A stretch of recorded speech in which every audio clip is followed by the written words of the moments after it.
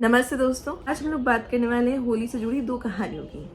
सबसे पहली कहानी ऑलमोस्ट हम सबने सुनी हुई है, जो कि हिरण्यकश्यप और उनके बेटे भक्त प्रहलाद की कहानी है।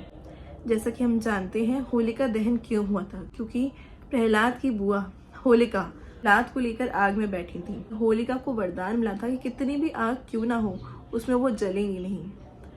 और वहीं भक्त प्रहलाद, जो कि आग में बैठा हुआ था, बिल्कुल निडर होकर उसने बैठकर सिर्फ और सिर्फ भगवान का नाम लिया, उन्हें याद किया। प्रहलाद उस आग से बच गया, लेकिन होलिका जल गई। ना कहीं हमें ये बताती है कि अच्छाई की हमेशा बुराई पर जीत होती है, और हम कितने ही कष्ट, दुविधा, परेशानियों में क्यों ना उलझे हुए हों, घिरे हुए हों, लेकिन भगवान हमेशा हमारी रक्षा और हमारी सहायता जरूर करते हैं। इसलिए कभी भी भगवान में विश्वास कम मत कीजिए। आज 7 मार्च से 13 मार्च तक होलिकाष्टक लगे हुए हैं। ये 7 दिन हम सभी की लाइफ में बहुत ज्यादा इम्पोर्टेंट होते हैं। इन दिनों में कुछ भी अच्छा या नया कार्य शुरू नहीं किया जाता है। इन 7 दिनों में हिरण्यकश्यप ने अपने पुत्र प्रहलाद को बहुत यातनाएं दी थी।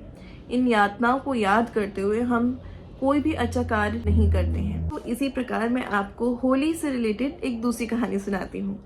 ये कहानी शिव जी और पार्वती जी से जुड़ी हुई है। एक वक्त की बात है जब शिव जी बहुत ज्यादा गहरे मेडिटेटिव स्टेट में थे, और उस वक्त एक राक्षस ने बहुत ज्यादा कोहराम मचाया हुआ था।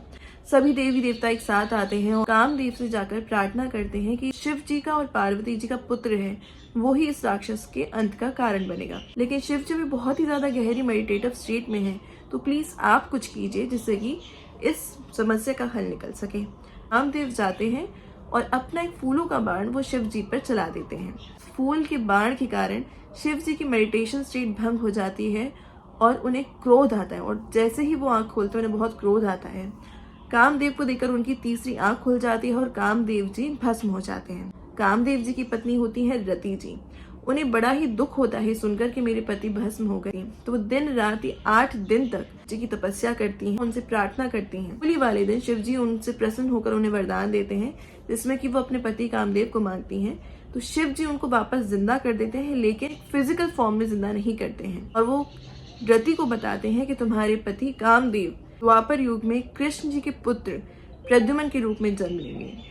और इस तरीके से उन दोनों का मिलन हुआ। ये जो 7 दिन है, ये बहुत ही ज्यादा पावरफुल डेज होते हैं। आप इन 7 दिनों में बहुत ज्यादा प्रार्थना कीजिए। जो भी आपकी इच्छाएं हैं वो इन 7 दिनों में जरूर से जरूर पूरी होंगी। ये बहुत ज्यादा हाई वाइब्रेशन टाइम का पीरियड होता है, इसलिए प्रे कीजिए। आपको कुछ भी मैनिफेस्ट करना है वो कीजिए। एंड राधे राधे।